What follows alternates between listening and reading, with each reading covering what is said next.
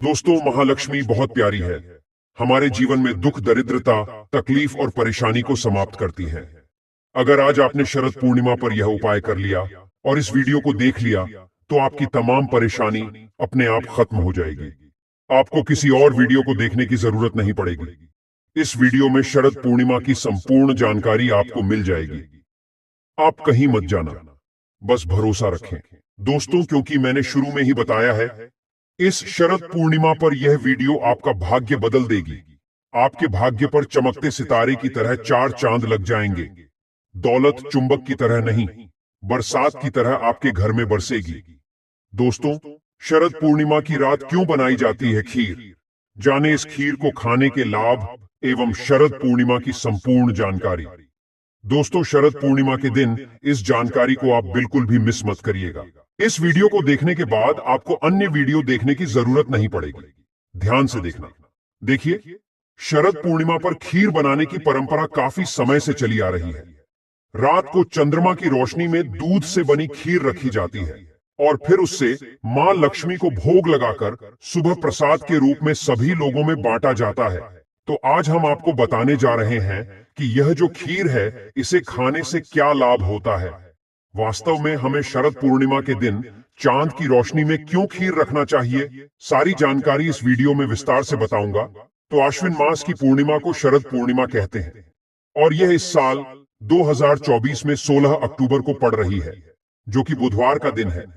शरद पूर्णिमा की रात को चांद की रोशनी की रात कहा जाता है। इस दिन खीर बनाकर रखने की परंपरा काफी लंबे समय से चली आ रही है और मान्यता है कि शरद पूर्णिमा की रात को चंद्रमा की किरणों से अमृत वर्षा होती है। इसीलिए खीर बनाकर कुछ घंटों के लिए चंद्रमा की शीतल जो रोशनी है, इसमें रखनी चाहिए, फिर इसका सेवन करना चाहिए। मान्यता है कि शरद पूर्णिमा की रात को ही भगवान श्री कृष्ण ने महाराज्य किया था। भगवान श्री कृष्ण ने बंसी बजाकर के गोपियों को अपने पास बुलाया था और ईश्वरीय अमृत पान करवाया था। अतः शरद पूर्णिमा की रात का हमारे हिंदू धर्म में विशेष स्थान होता है। इस रात को चंद्रमा अपनी 16 कलाओं के साथ पृथ्वी के सबसे नजदीक होते हैं। देखिए, ध्यान से सुनना। जब द्वापर युग में भगवान श्री कृष्ण का जन्म हुआ, तब मां लक्ष्मी राधा रूप में अवतरित हुई। भगवान श्री कृष्ण और राधा की अद्भुत रासलीला का आरंभ शरद पूर्णिमा के दिन ही माना जाता है। शरद पूर्णिमा के दिन चंद्रमा सभी 16 कलाओं के साथ पृथ्वी के नजदीक होता है। भगवान विष्णु के अवतारों में से केवल भगवान श्री कृष्ण ही हैं, जिनमें 16 कला समेत है। जो भगवान श्री कृष्ण भगवान विष्णु के समस्त अवतार हुए, इसमें भगवान श्री कृष्ण ही एक ऐसे अवतार माने गए हैं जिनमें 16 कला का समावेश है, जबकि भगवान राम का जन्म केवल 12 कलाओं के साथ में हुआ था। ज्योतिष की मान्यता के अनुसार शरद पूर्णिमा के दिन चंद्रमा की किरण में उपचार करने की शक्ति विद्यमान होती है, जिनमें अमृत वर्षा की तरह भी इसे देखा जा सकता है। दोस्तों, वीडियो ध्यान से सुनना, वीडियो बीच में छोड़ करके मत जाना।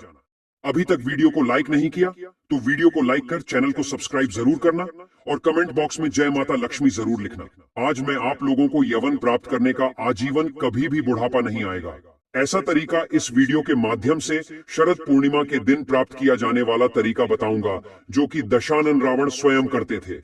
तो देखिए, परंपरागत के अनुसार जो शरद पूर्णिमा की रात इस दिन गाय के दूध की खीर या अन्य मीठे जो व्यंजन है, यह रात की चंद्रमा की जो खुली चांदनी है, इसके नीचे में ला करके रखना चाहिए, जिससे जो व्यंजन होता है, यह अमृत की शक्ति इसमें प्राप्त हो जाती है। देखिए, गुजरात राज्य में शरद पूर्णिमा को शरद पूनम भी कहा जाता है और शरद पूर्णिमा के दिन चंद्रमा का बहुत महत्व माना जाता है।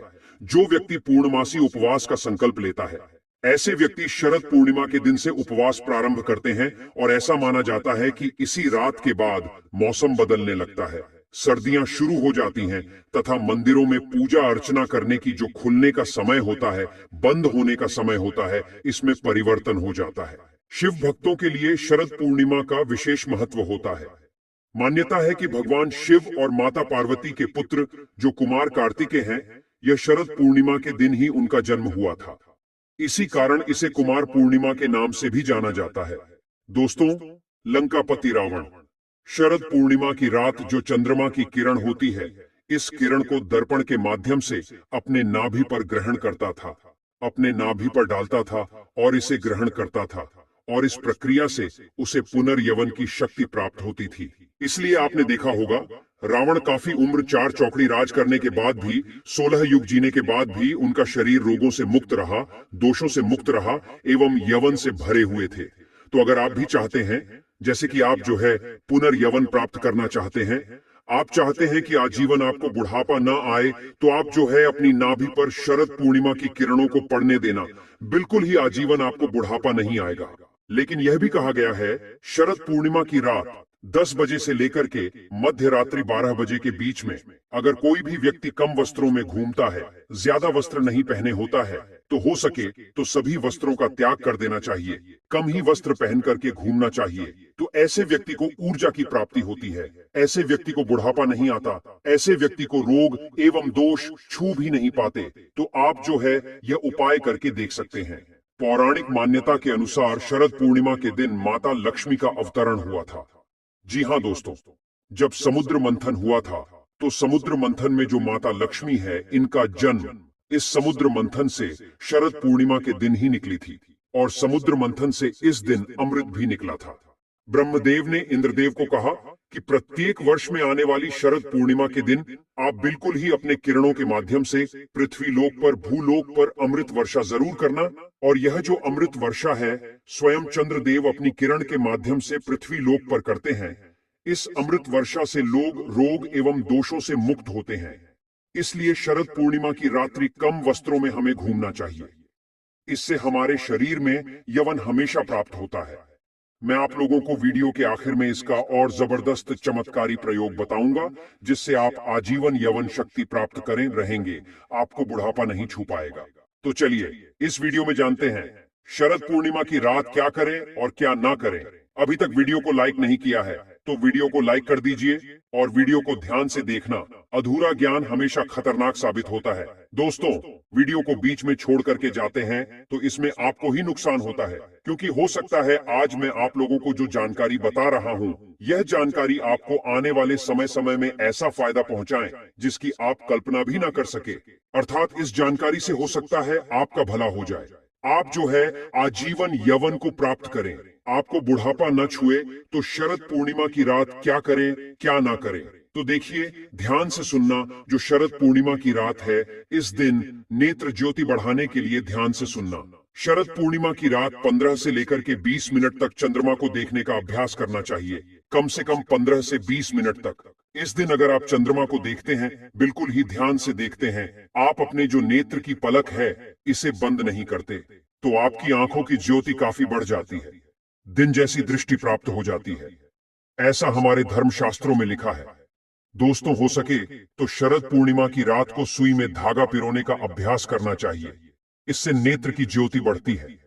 शरद पूर्णिमा पर चंद्रमा की चांदनी गर्भवती महिला की नाभि पर पड़े तो जो गर्भ में पलने वाला जो बच्चा होता है हष्ट पुष्ट होता है, और ऐसे व्यक्ति काफी ज्ञानी होते हैं।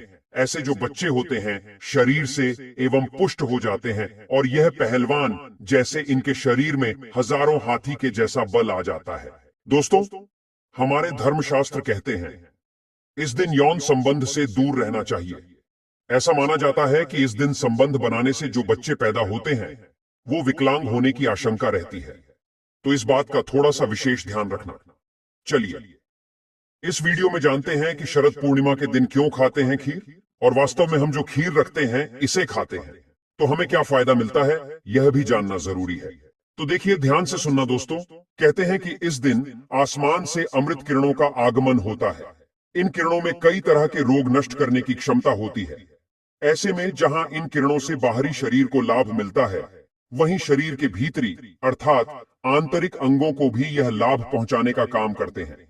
इसके लिए आप जो है खीर को चंद्रमा की रोशनी में रखकर बाद में आप इसे खा सकते हैं। यही कारण है कि शरद पूर्णिमा की रात को लोग अपने घर की छतों पर खीर रखते हैं। दोस्तों, इस खीर को खाने से अगर किसी को लंबे समय से कोई ऐसी बीमारी है जो बीमारी ठीक नहीं हो पा रही है, खाट पर पड़े जो व्यक्ति है जो कि चलने फिरने में समर्थवादी नहीं है, उन्हें यह खीर खिलाने से धीरे धीरे कुछ दिनों के भीतर में उनके जो रोग होते हैं वह ठीक हो जाते हैं। और ऐसे व्यक्ति जो खाट पर पड़ा व्यक्ति है, ऐसे व्यक्ति भी चलने फिरने में समर्थवान हो जाते हैं। अमृत समान बल आ जाता है ध्यान से सुनना। कहा जाता है कि इस दौरान चंद्र से जुड़ी हर वस्तु जागृत हो जाती है।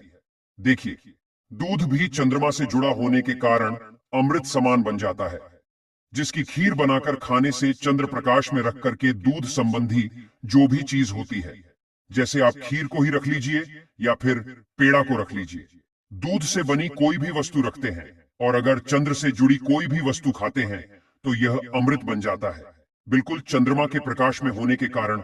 दोस्तों, यह भी मान्यता है कि शरद पूर्णिमा के दिन दूध या खीर का प्रसाद वितरण करने से चंद्र दोष दूर होता है, लक्ष्मी माँ की कृपा प्राप्त होती है। इसलिए कुछ स्थान पर सार्वजनिक प्रसाद बांटा जाता है। और अगर इस दिन आपके पारिवारिक जीवन में, वैवाहिक जीवन में कोई परेशानी आ रही है, चंद्रमा के दोष के कारण, चंद्र से जुड़े दोष के कारण ही वैवाहिक जीवन में परेशानी आ रही है, कोर्ट कचहरी का मामला चल रहा है, किसी भी प्रकार का लंबे समय से वैवाहिक जीवन का आनंद नहीं ले पा रहे हैं, तो शरद पूर्णिमा के दिन आप जो है खीर को जरूर खाइए या फिर शरद पूर्णिमा की रात्रि में कम वस्त्रों में जरूर घूमें। और इस दिन कोई भी जड़ी बूटी को चांद के प्रकाश में रखते हैं तो वह जागृत हो जाती है। हम हर दिन बोलते हैं जागृत चीज हमेशा फल देती है, तो हो सके इस दिन आप चाहे तो तुलसी की जड़ को रख सकते हैं, रुद्राक्ष को रख सकते हैं। इस दिन रुद्राक्ष को रखने के बाद अगर आप धारण करते हैं तो वह रुद्राक्ष सिद्ध हो जाते हैं। ऐसे रुद्राक्ष बहुत ही फलदायी होते हैं। कोई भी जो जड़ी बूटी है वह जड़ी बूटी भी आप इस दिन रखकर फिर बाद में दूसरे दिन चांदी की ताबीज में भरकर पहनते हैं तो जागृत हो जाते हैं, सिद्ध हो जाते हैं, आपको काफी फल प्रदान करते हैं। कोई भी रत्न को रखते हैं वो भी जागृत हो जाते हैं और शीघ्र फल देने लगते हैं। दोस्तों, इस दिन जितना ज्यादा हो सके आपको मंत्र जाप करना चाहिए, उतना ही जल्दी आपको सिद्ध मिलेगी। कोई मंत्र आप जाप कर रहे हैं, लंबे समय से वह मंत्र सिद्ध नहीं हो पा रहा है, वह मंत्र आपको फल नहीं दे पा रहा है, तो शरद पूर्णिमा के दिन ऐसा माना जाता है, केवल शरद पूर्णिमा के दिन बड़े से बड़े मंत्र को 108 बार बस अगर आप जप देते हैं तो वह मंत्र सिद्ध हो जाता है और आपको तत्काल फल देना शुरू कर देते हैं। दोस्तों, बहुत से लोग शरद पूर्णिमा के दिन मंत्र जागृत करते हैं। अगर आप इस दिन मां लक्ष्मी का कोई भी मंत्र जैसे कि ओम श्रीम श्रीय नमः इस प्रकार के मंत्रों का जाप करते हैं तो अति शीघ्र यह लाभ देना शुरू कर देते हैं। कोई भी बीज मंत्र है, साबर मंत्र है, इन मंत्रों का जाप करते हैं तो यह भी फल देना शुरू कर देते हैं। दोस्तों, और इस दिन शरद पूर्णिमा के दिन मां लक्ष्मी उल्लू पर सवार होकर पृथ्वी लोक पर प्रत्येक मनुष्य के द्वार पर जरूर आती है। इसलिए इस दिन कभी भी अपने घर के दरवाजे को बंद नहीं करना चाहिए। इस दिन हो सके तो रात्रिकालीन 9 बजे से लेकर 3 बजे के बीच अपने द्वार को जरूर खोलकर रखना चाहिए, क्योंकि खुले द्वार पर मां लक्ष्मी बिना पूछे प्रवेश कर जाती हैं। अगर आप माता लक्ष्मी को अपने घर पर बुलाना चाहते हैं तो कमेंट बॉक्स में लिखें, मां लक्ष्मी आपका स्वागत है। हमारे घर में माता रानी के लिए एक लाइक जरूर करें।